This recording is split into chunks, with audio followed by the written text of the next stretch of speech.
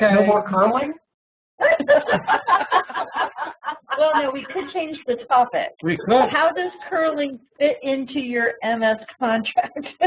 I was absolutely fascinated with it, and I was so disappointed that the commentators didn't really give more detail. I mean, I noticed a very subtle twist just as they came over the line. What was that for? What did that do? How do you control whether or not it curves at the end? It was just absolutely fascinating to me. Well, part of our enjoyment, I will say, you're getting into our kink now, so you better watch out. We go on and on about this. So we're watching the international. This is really culturally interesting. The World Men's, which was we were just saying, that was Sweden and Finland. No, Norway and Sweden. And the commentators were Scots, and they were pretty northern Scots. Oh, so they had a hell of a brogue, I'll tell you that one. And they're turning a phrase, and we look at each other and say, okay, now we don't know the phrases for curling. We can't tell if this is something that is part of a Scots dialect or if they're speaking in some kind of curling code. But we can figure out what the words are. It's just that you put them together, and they may as well say, well, now, he did the fligsel on the 3rd. If he'd done it on the 4th, it would have deflumped. But, you know. And the female's going, yes. So we can't tell whether it's the language or whether it's the code, but it's certainly a different culture. Does it look like, what is it for cricket, a boogie or something like that? Anyway, we can go on. Really, you don't want to get us started on curling. We've been watching quite a bit of it. We have a lot of fun with it. All right. Well, we were going to talk about contracts, but before we start out, does anybody have anything that they want to bring up other than contracts or curling? Or curling? Anything else? No. Okay. Well, we wanted to come on the contract discussion. There's sort of two ways of approaching this, and let me let Jen introduce really what she had wanted to discuss, and then we can go over what we have as sort of an alternate approach. Well, to throw out to those who are here, really, we want to know, do you currently have a contract? Did your relationship ever have a contract? How important are contracts in a relationship?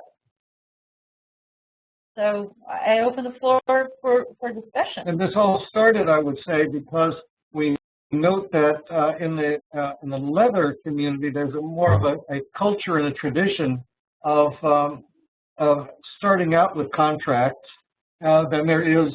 So the leather MS structure seems to be contract-based, but a heterosexual MS culture doesn't. And we're just sort of wondering about that. Go on, Nikita, Ursula. We currently do not have a written contract. The very little bit of contract that we do have is verbal. We talk on and off about having some sort of written contract, but the way our MS relationship evolved was it was so organic almost that a contract it almost doesn't really make a lot of sense at this point in time because of how long we've been together. It's a little bit more formal than we really need to be. It's a little more structured. We've been together 22 years. Married for 20 this June. Unspoken power exchange for the entire time. Formalized power exchange for certainly the last 6 or so. Or acknowledged power exchange. Yeah, we know everything there is to know about each other, except for the kinks that we haven't tried yet. And then we just try those together. So there really wasn't much of a point. I do have that more recent relationship with my girl in Belgium, and that one we've had much longer discussions related to the contract, and it ended up being her decision that she was okay without one, that her trust for me was enough that she would accept whatever I said, basically. But again, we've known each other for 4 years. It's not. I can very much understand if you're trying to leap into a full-time, 24/7 relationship with somebody that you know. Lost you, Ursula. Nikita? Can you hear us at all? No? We're gone? I can still hear both you and him. Her, but that's okay. No worries. Okay, you're back. We're back? Okay. Where did you lose me? So if you were leaping into, was the last I heard. Leaping into. You've been together 4 years. She's known you for 4 years, and it was all right. She's trusting enough of how I am and who I am that she knows I'm not going to lead her down some path that she's not ready for. So. And she doesn't live with us full time either. No, so it, no. you know, that creates a sort of more of an ease too. But I very much understand if somebody's trying to enter into a relationship they want 24/7, they're going to be either relatively close or living together, and they don't have the experience, and this is why it seems to happen a lot in the leather community, they don't have the experience of having known each other for 5 or 6 years or 2 years. They've known each other for weeks, months, you know, right. And they've done their homework. They know that this particular master is a good person, but they don't know them well enough, and same for the master knowing the slave. So I fully understand the desire for formalization in that way. I've just never been in a position where we've gone fully down that road. We've played with contracts when we were redefining the acknowledgement of our relationship, but then that ended up only just turning into a guide of protocol and such rather than a formal contract. Okay, Iraq, thank you very much, Nikita. I sort of look at this as this is going to be difficult to do in words. I'd like to have a talking paper.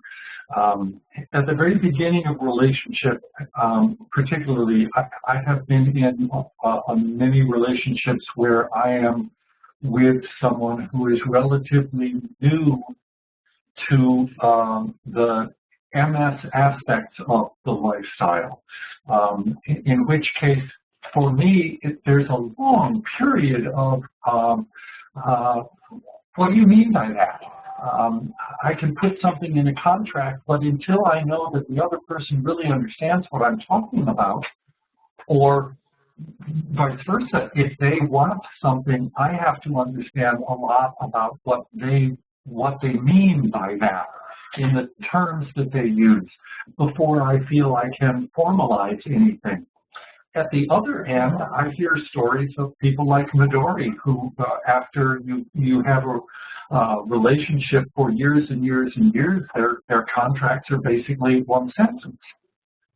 So I suppose in the middle, or for the purpose of just formalizing a direction of discovery, I can see the use of a contract.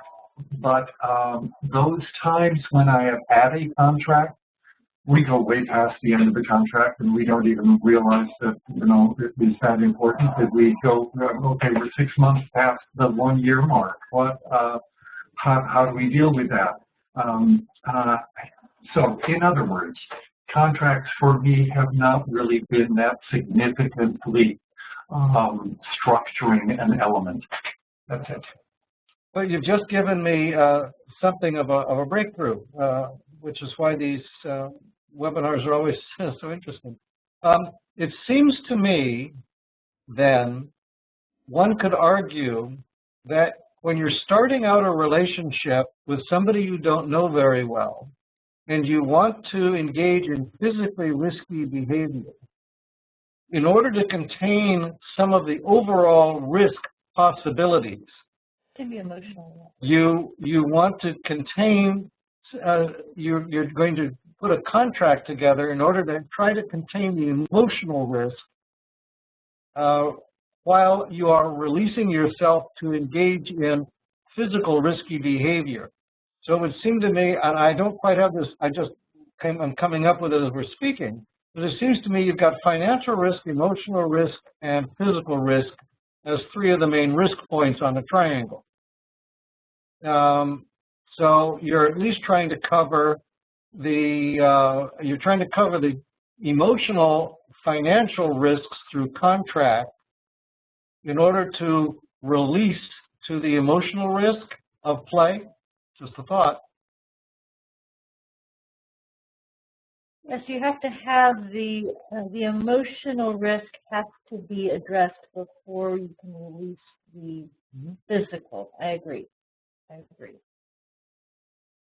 So we were at the Southern Exposure.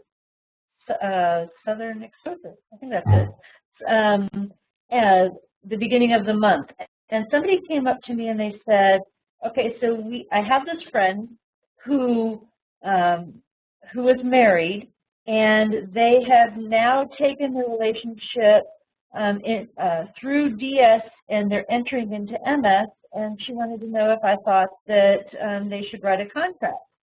And my comment was yes, because the contract spells out what you're expecting from the relationship in a different way than protocols do, and would help them to avoid the drift.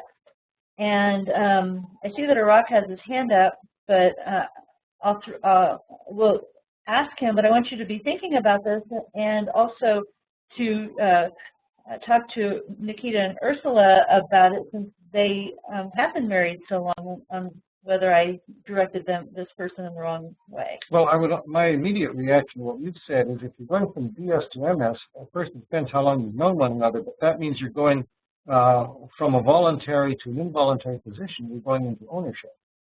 So the rules may be different. Iraq, go ahead.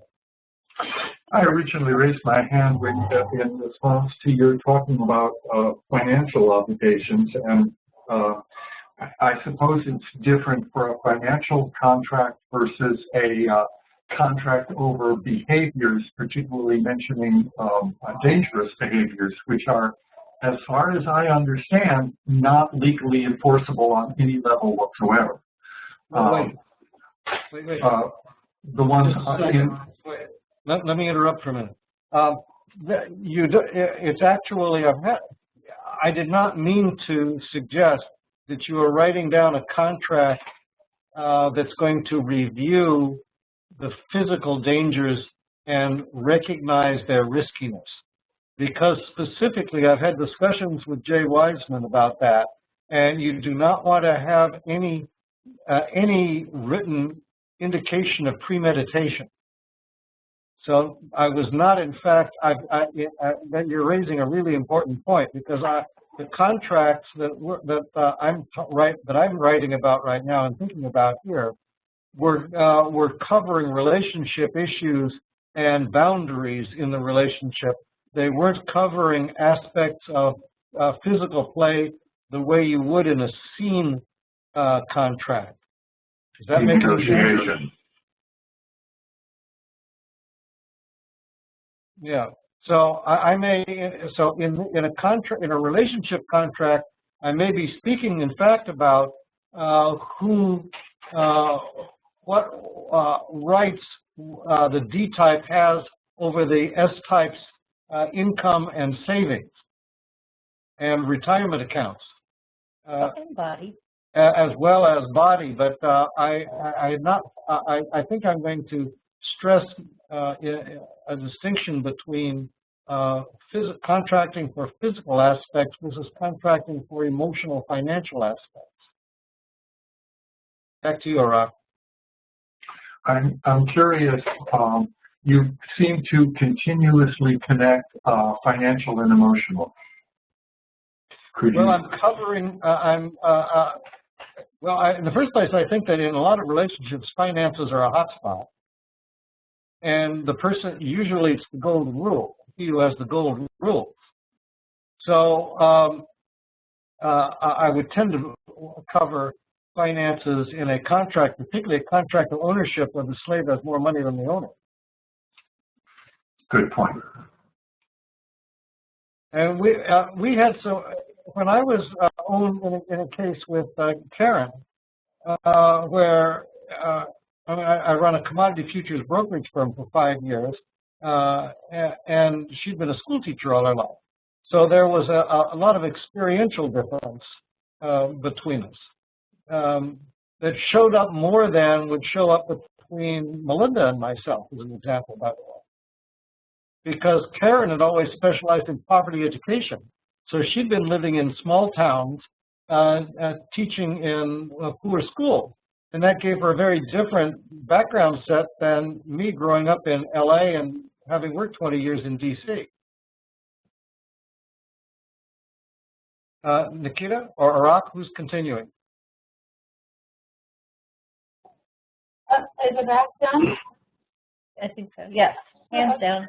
All right. I was just going to answer, what my opinion of as Jen, you had asked us a question about whether you had directed your friend wrong or not, about whether they should have been writing up a contract, and I don't necessarily think we gave them the wrong answer at all. The fact is that Nikita and I have always talked a lot, and even when we were what was considered a normal married couple, we talk more than just about anyone I know. You know me, I won't shut up about myself, get me talking and I'll keep going forever. Nikita's the same way.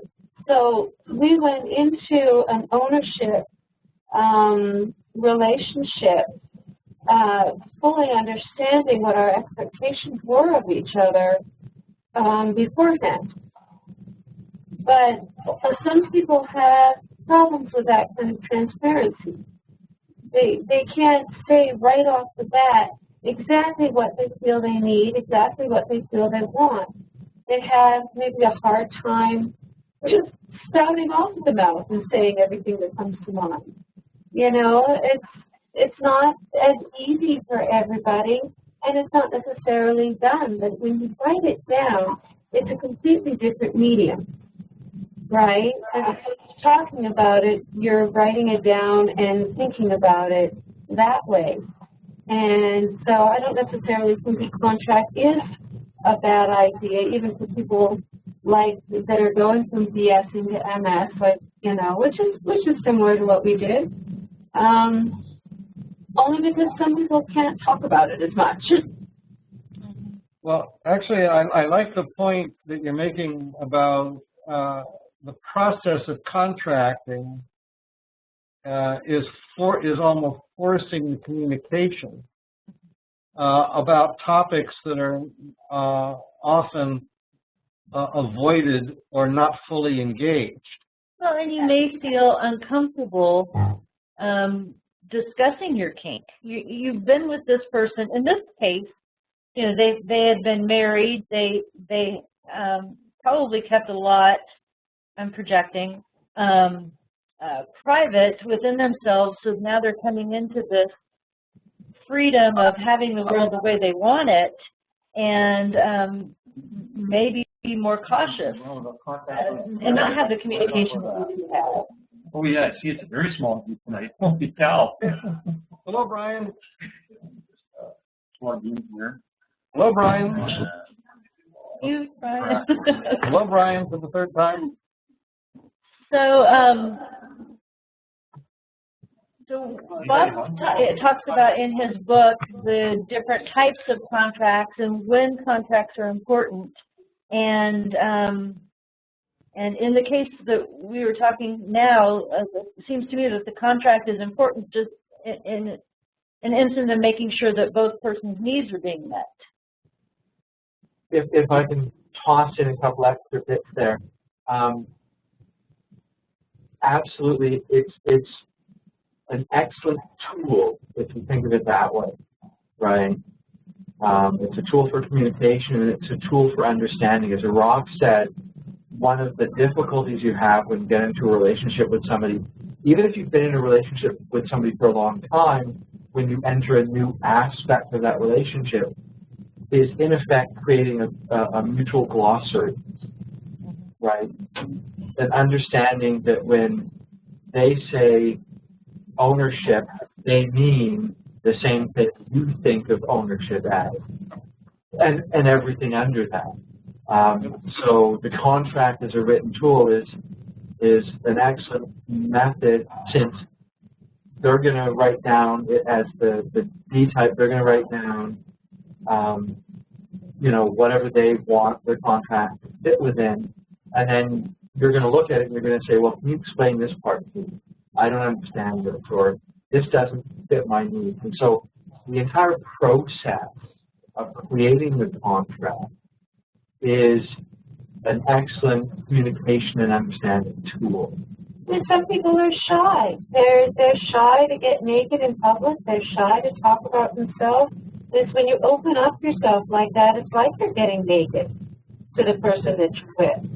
You know, sometimes that can be hard to do verbally. What about contracts for masters? Well, except isn't the contract between the two parties? Yeah. Right? It's between the two parties.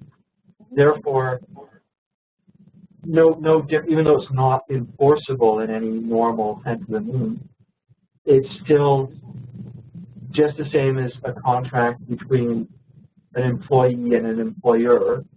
It has an understanding of these are what are expected from the employer, these are what are expected from the employee.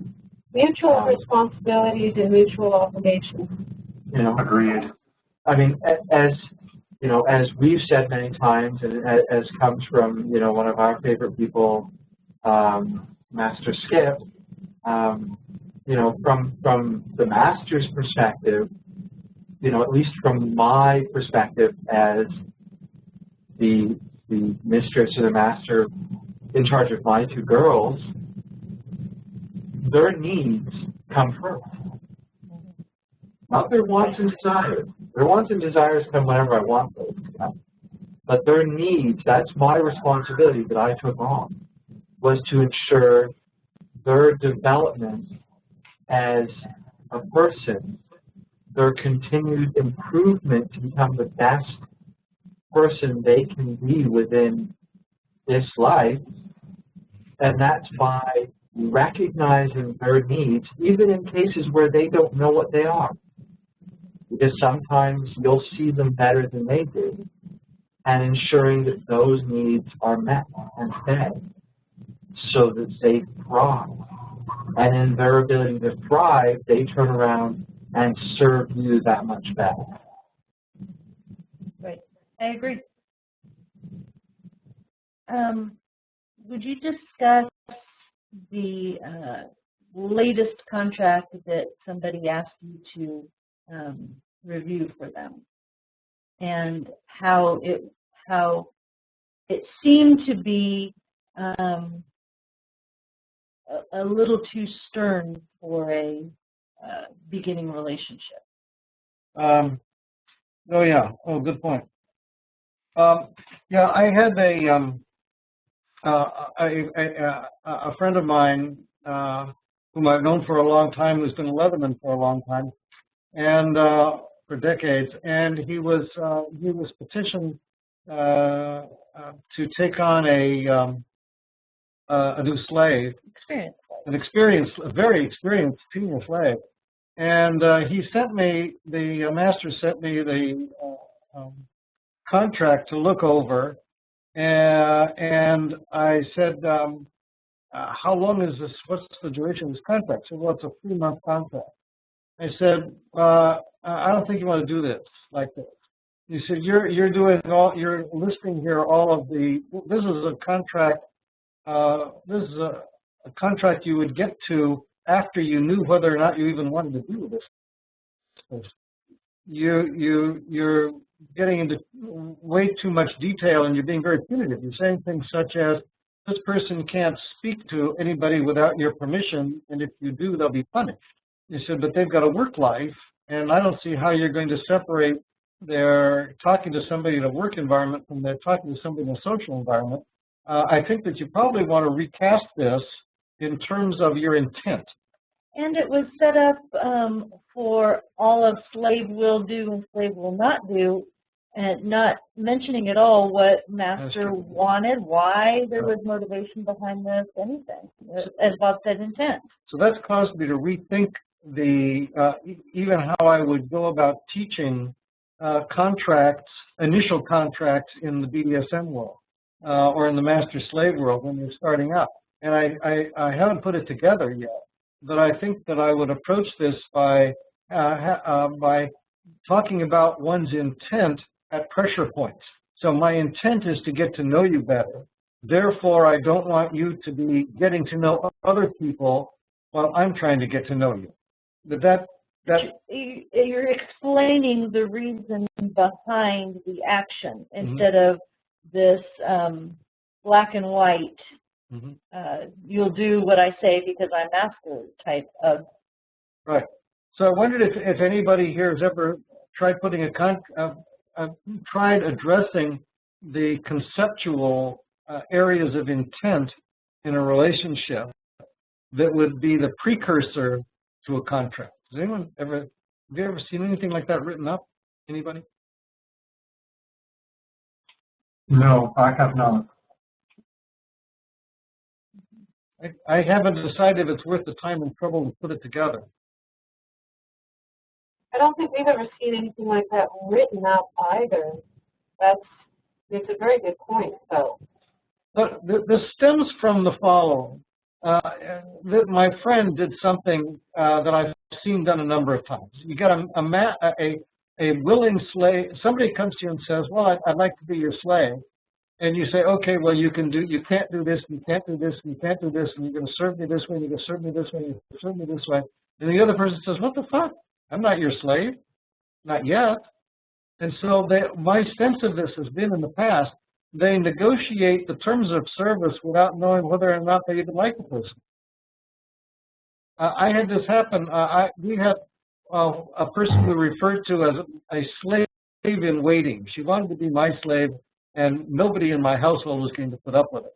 So she was sort of, she was spinning in an orbit outside of our immediate family, but she was a constant visitor and a play partner. So I set her up for an interview with somebody that was pretty seriously senior, a well-known national presenter who was single, looking for a slave. And the next thing I know, this girl comes back to me and says we've never even met, and he's telling me what I will and will not do. And I'm going, Jesus, and this guy teaches contracts. So there's just something that there's something amiss in the way that some people, at least, are thinking about the contracting process. Arak, go ahead. I think this goes back to what I was saying early on, that there's this long period of communication. This is where I'm going. Where are you going? Where do you want to go? What do you think of when you think of service, of honoring, of behavior, of what do you feel if what would you expect from a master? What would you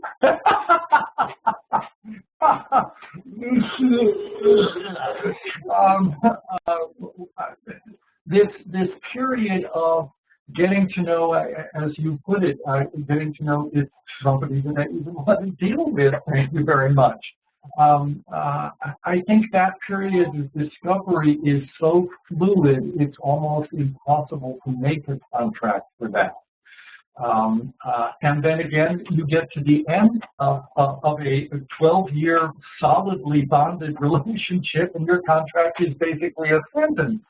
So contracts are in that sort of middle period of okay, we know each other, we want to go forward, let us codify in some way what my intent is towards you, what your intent is towards me, and I think that has value.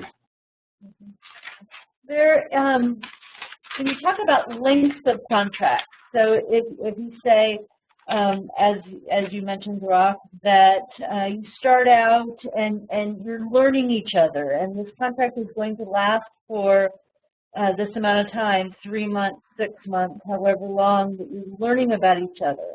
And then you come back, if you remember, that the contract is up and you're writing a new contract perhaps.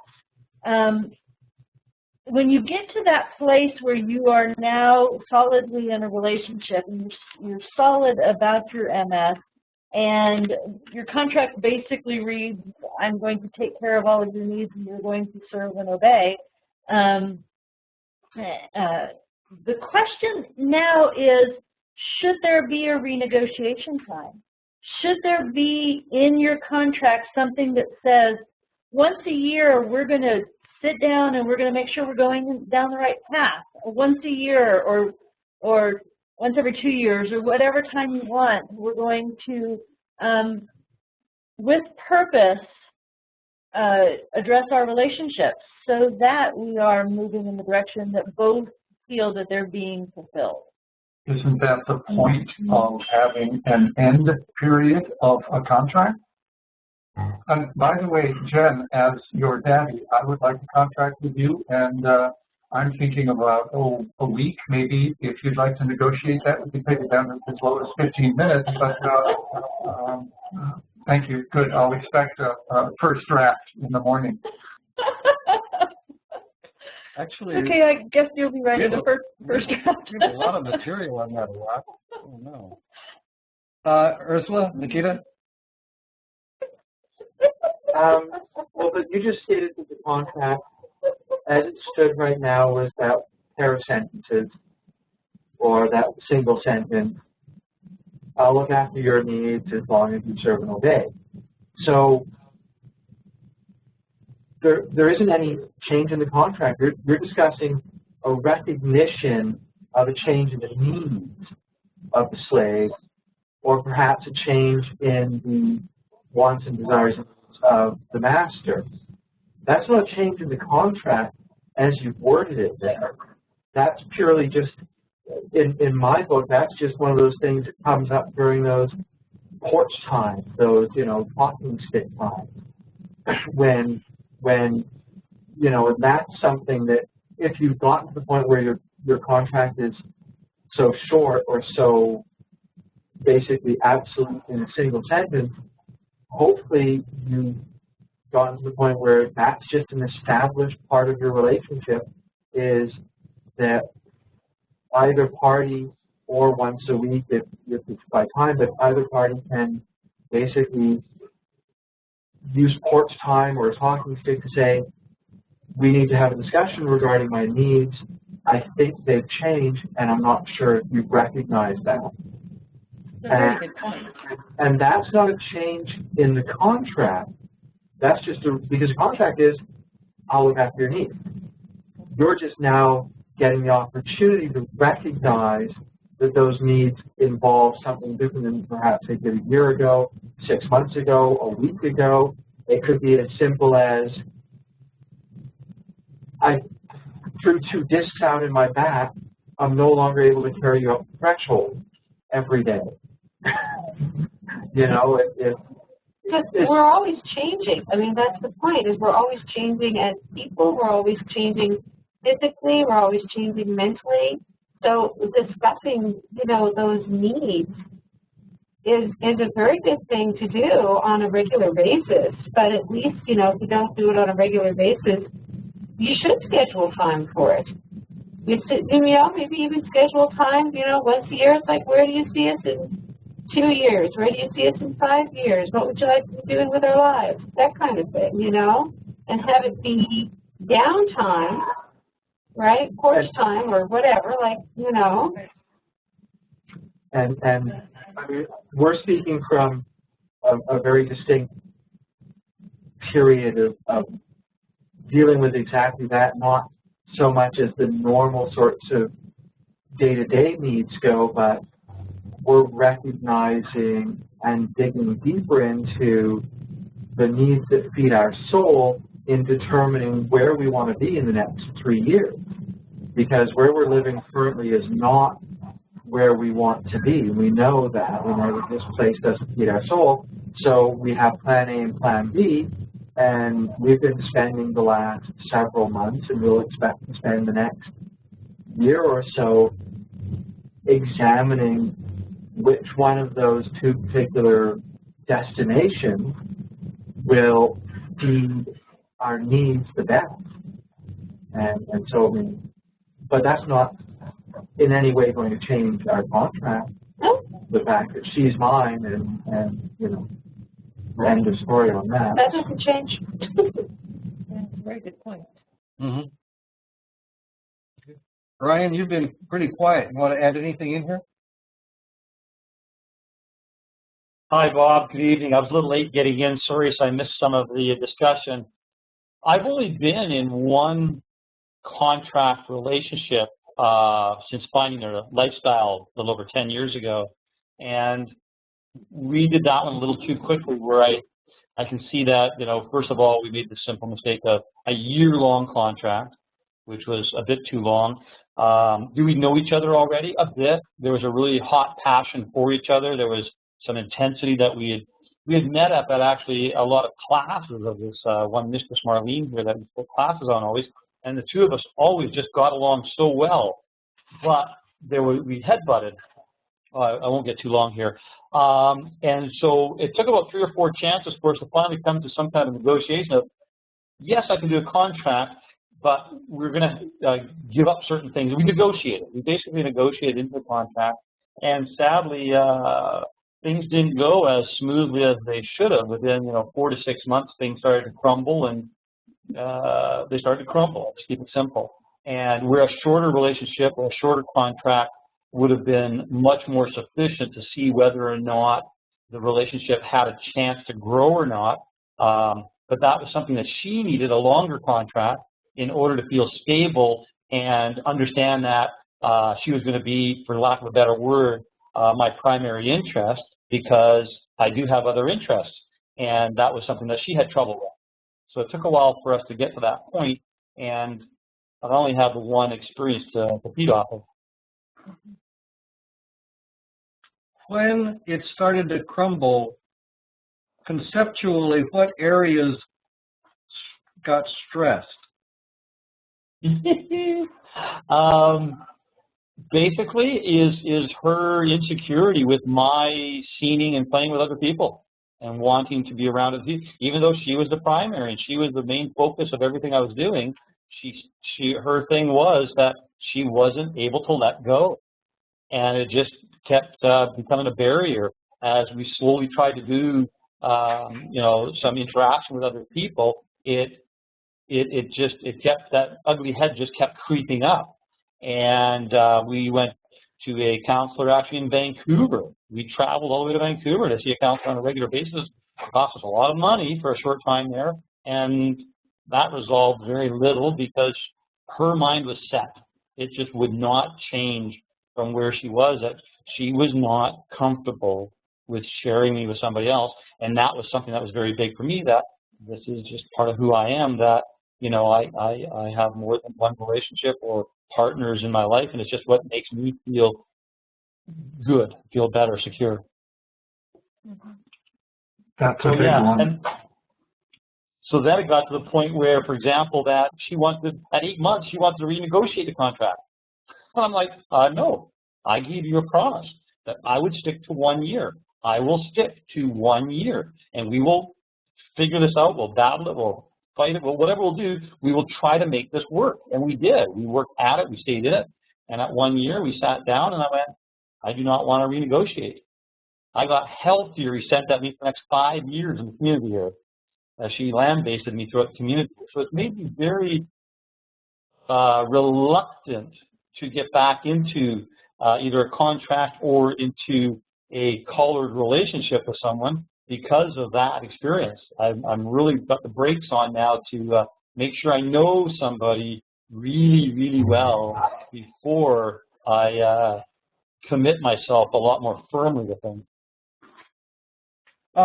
Wait a minute, Brian. Is there some way, is there any languaging that could have been in the contract that would have enabled you to have disengaged with dignity when both of you realized that this was not constructed the way that was going to work for you?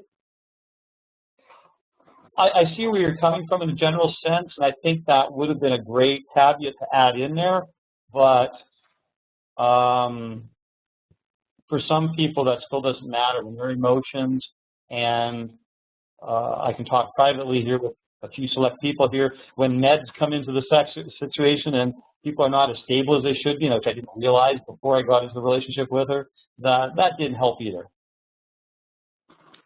I started a training contract with somebody trying to, assuming that it would be MS, because I'd never had any, I hadn't experienced anywhere outside of MS. And it didn't, we realized within a couple of months that her bratty behavior wasn't going to work in MS, so we just changed, we couldn't continue. So we tried changing the structure to uncle-niece. And we didn't write anything out, however. We didn't try and, we remained within the same general contract, but we changed the roles. And that enabled us to stabilize. Because now I wasn't expecting her to obey. I could accept a little more playfulness than I would in a strict MS structure. Let me do it like that. I no longer, it probably mattered that I had a slave anyway. So I didn't need a second slave. I could have somebody else that was in a different role. I'm just thinking this for I've never really thought this through like this before. Go ahead, Rock. I'm curious if your previous speaker can speak on how the contract added to the tension. What I don't quite understand is what it was about having a contract which caused some of the following or current within the relationship problems. Well, after Brian answers, I'll tell you okay. how I would feel. I think I've got the gist of that. It was suggested to us by another that, you know, there's obviously a passion here for the two of you, and you guys need to find something to figure this out. And by having a contract written up, or a contract that, you know, we agreed on certain parameters, that maybe then we could then move forward and have a relationship to see where it could go. And within that relationship was the basics of that contract were at was to, you know, that she was okay with me to be with and around others, and she was the primary. Basically, that's what the contract was. That we were in a DS relationship. She was collared to me, and that, you know, we agreed to. She's okay with me being around other people. She's my primary. What she needed, that's what I needed. What she needed was to know that I wasn't going anywhere. She needed stability and security. And, you know, 3 months would have been a lot nicer, but that didn't feel right for her. So I agreed to a year. I thought, wow, there's a lot of passion here. There's a lot of intensity between the two of us. You know, like, yeah, I was blinded a little bit, and I went, yeah, I'll go for a year. I should have done 3 to 6 months at the very least, you know, and I think when Jen, you referred to earlier there about revisiting contracts, say for example that, or a year long or whatever, I think that's a wise decision. Doesn't mean you have to rewrite it, but revisit it. Are we still on the same path? Are we still both healthy? Are we still both working? are we still both happy with the relationship that we're in right now and isn't moving in the direction that we initially wanted to go in? Doesn't mean you have to change things, but to revisit, are we still, you know, on the same path? In my personality, if I had a contract that said I will do A, B, and C for this long, I'm going to honor my word. I promised you that I would do this for this long. And it may have fallen apart at 8 months, and I said I'm going to be here for a year and I'm going to behave this way for a year, and my personality says I'm going to do that. And that is, to answer Rock's question, that is where a contract would hurt my relationship, is because I would see it as something that I could not change until the contract was up. Yeah, let me speak to that, because knowing that is part of her personality, I take a lot of pains to make it very clear that in my world, Master has the authority and the right to change Master's mind, and I don't want Master to get trapped having said something and now feeling as though it's irrevocable, because now you're at the effect of the contract. You're at the effect of what you said, where in my world, the path that you decide to take can be influenced by additional information that you only could gain by getting on the path in the first place. So you start down the path, your intentions are good, and they may be aligned, but you realize that it's not working out the way you thought it was. I now, in response to Brian's experience, would want to say, well, okay, let's have clauses in here that enable us to step back and reevaluate so that we are not making ourselves miserable. Midstream. Yes, you can reevaluate midstream, because the intent initially was to form a relationship. It's not working this way. Let's stay true to the relationship and not be whipped around by the specific terms of the contract. And I don't have troubles renegotiating protocols. As our experiences with each other change and our protocols change, I can change those very easily. But there's something about that contract that seems irrevocable for the time period. Is that right? It may be. You and I think differently along these lines. So, I think you and Brian think about the same way. I've been around both of you enough to sense that. For myself, it was about my word. It was about, this is what I said I was going to do. This is what I'm going to commit to. And I'm thinking ahead down the road that if I do follow her lead and I do go, okay, yeah, this ain't working out, and you know we come to an agreement to bust it off, that I'm the one that's going to feel it at the end. She's going to lambaste, and maybe it's my feel. Maybe it was a perceived expectation that this was going to happen that I shouldn't have thought of me. But I had the fear in the back of my head that if I backed out of it, now I'm going to be labeled possibly as a dominant. I don't consider myself to be a master. A dominant that did not stand up to his word. He promised me a year. He didn't promise me this. So she's then, as the submissive, is going to be out in the public going, he's not true to his word. You can't trust him. And I didn't want that to come back. I said, no, you wanted it. You got a year, and you're going to, and that's where my defenses then come up. And that's a sad fact, because then, you know, when that emotional trigger happened, and sadly, it didn't get maybe dealt with in the best way it should have. I know that both Arak and Nikita have their hands up, but I want to make a comment here. In the real world of commodity trading, you can't enter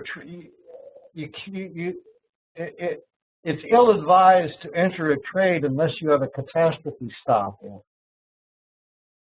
So even if you decide you are not going to play with a close stop, you have to put a catastrophe stop in, or else you're risking your entire asset base. And I got lots of stories about people who wiped out because they didn't believe in putting catastrophe stops in. So it's the same way. Are you going to wipe out a year because you gave your word? Yeah. That was 6 years ago. I know a lot better now. Okay. I think actually Iraq was first. My feeling is, I don't know, midway in there. Yes, I can identify so strongly with, this is what I promised you. I promised you that I would do that. I think the problem can come, and please don't feel that I'm saying this is what happened in any relationship that has been described here this evening, but a problem can be, we signed this contract, so we have to do that. I may choose, I made you a promise, that's what I'm going to do, but I can't force the other person to uphold their end. If something has happened or some person has realized that this agreement is really not good for me, for what I want out of this relationship, yes, I think it's very good to put these provisions in the contract. I'm very positive towards that. But basically, if the other person doesn't want to fulfill their part, that's their choice. And there's not much I can or even would wish to do to try and hold them to a word that they don't feel is true now. I understand. Nikita? Well, I was just going to bring up something again, from Master Skip's intent to June, because he tends to have, if he takes on a slave, once he takes on that slave, it's for life. But there is always the ability for the slave to leave. It just means an absolute end to the relationship. So in a relationship where there's that absolute, whether it's for 1 year or life, and there's no, in this absolute MS relationship where it's ownership and property or master-slave, and in effect there is no real safe word, there is no real limit, you've given your trust to that particular dominant, they basically hold all of you in their hands. Your ultimate safe word is, I'm sorry, it's done, and you leave. And whether your contract is for a year or whether your contract is for life, that always exists. We're done, and you leave. And that can be from both sides. Now, of course, if you continue to do this as a slave or a master, eventually people are going to go, well, that particular master always did, something happens, they just bugger off. Or that particular slave, they just run away whenever the going gets a little tough. But you need to have that, there's always that final out. There always has to be that final out. It's ideal in a situation where you don't know the person well and you're using these time-limited contracts to create a more obvious out, whether that is, as Jen brought up or other people brought up, we will review at 3, 6, 9 months if it's a 1-year contract. And it's not about we will review our needs and wants and desires are being met and what the changes are. We will basically review, is this a beneficial relationship for both of us? And sure, I see that being an ideal thing to write into these temporary contracts where they are, in effect, trials. They are, let's get to know each other very, very, much better than we currently do. We've played a couple of times, we have passion, or I know you, you know me, and Joe down the road, who used to be my master, but, left the country, says that you're a fantastic person and you're looking for another slave and you'll take me on, and we do a trial, well, I'm going to, whether it's a training call or whether it's a caller consideration, all those different names for it. It's ideal in those instances for the contracts to be written with an out that isn't harmful to both parties. That would be my thought on it, at least. Especially when you're talking about a year. A year is very long. If we all live to be 100 years old, that's 1% of your life.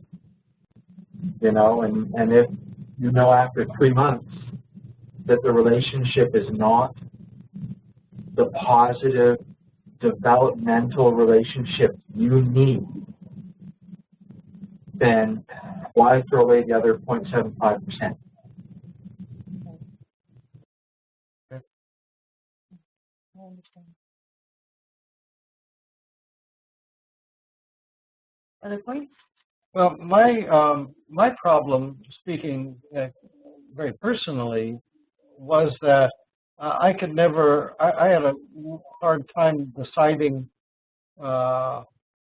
what constituted grounds not to continue a relationship. So you had gotten to the point where you're saying, this isn't working. When do you finally say, this really, really isn't working? Well, that's a personality thing. Well, it's my non-dominant. I think it's an issue of not being very dominant. So that's my sense of it. I've never been very good at saying no. And you don't want to hurt anybody. I don't want to hurt anybody's feelings. Thank you. I'll remember that. In our personal world, Bob and I came together we started living together in May. And in August, he said, you might want to write up a contract. So I opened up his master slave book and used the exact contract that he had in his master slave book. And it wasn't okay. He read that contract and said, I can't do that. And his petition to me and my acceptance of that petition is what I hold on to as our contract. And there's nothing formally written in our relationship. He petitioned that he would serve me in any way that I wish to be served for as long as I wish to be served. And I accepted that, and I accepted to care for his needs and making sure that he is growing for as long as that works. Our protocols are what we've set aside to be able to touch base and make sure that those needs are being met. But I have not written a contract. Before I go to Iraq, my reaction, I found I was having ego-cerebral reactions to the wording, even though I'm happy to fulfill the role, was the intent behind the wording. Now over to you, Iraq. It sounds to me that what you are talking about is not so much a contract, but just a statement of intent. Right. Right. We had trouble with the contract, so I've avoided ever doing that again. It was explosive. And however, in his petition, his intent, and my acceptance of that, and then stating my intent, is really the glue, because he's mine. for the rest of forever, however long forever is going to be. And I am going to care for his needs as long as it's supposed to be, which could be forever. And we don't need, I don't think that it serves us to have more than that. I agree with that personally. Barack? Old hand? No, that was just leaving my hands up. I just took it down. Okay. So we're at the end of our hour. I don't know that we've answered any questions. This was really designed as a discussion. This started, as most of these webinars, they start as questions between the two of us, and then we'll decide we'll throw it out and see what others think about it. So that's where we are. Who have we got up next? What's coming? We are out of town next. The next webinar is going to be the second Tuesday in May, and we are on vacation. And we will actually be in Big Sur, so we don't know if we're going to have any internet at all to be able to come in. So we're turning the camera and the topic and everything over to Sue and Andy, and they are the Mass Chapter Presidents of Ottawa. They've been on here. You guys are familiar with them. And their topic, I don't have. You talk and I will get it. All right. If we're staying at we are not, I don't think we're going to have internet. We're staying at a tent cabin in the Redwoods in Big Sur. And it's sort of an experiment because I wanted to give Jen hasn't been in Northern California, and a lot of my growing up was camping and backpacking, and we had a chance to sort of have a camping experience in the giant redwoods in Big Sur. Okay, it's camping with mattress and sheets and all of that. They've got a tent, but there are no walls. I mean, it's canvas. And I don't think we've got internet, and I'm afraid of trying to set up and do a webinar in the middle where people can hear us. So, Andy and Sue's topic is facing your desires that may cause shame. And it's going to be a wonderful, wonderful discussion. If we can be on, we'll be on. But we can't be in a leadership role because I don't want to be talking a lot where we can be overheard the way I know we're going to be overheard. So if we can get an internet, we'll be there. Right. It's a beautiful country, and I envy you, but I do think that internet would be a little dicey. Would be what? A little dicey. Yeah, I'm not sure you got a signal up there because you're you're hugging the coast. Okay, well that's it for now. Thank you guys very much for joining. Thank you for having us. Thank you. Have a lovely vacation. Thanks. Thank you for dragging me in again, Bob. I always need dragging. It's just delightful to hear you again, and looking forward to seeing you again, Brian. I hope so soon. And actually, it was Uncle phoned me to remind me because I had forgotten temporarily about the seminar tonight. But thank you. It was a pleasure to hear everybody again tonight, and look forward to seeing you guys again soon. Okay. Good night. Good night, everyone. Thanks again to Ava for hosting and for recording. Yep. Good night. Thank you, Ava.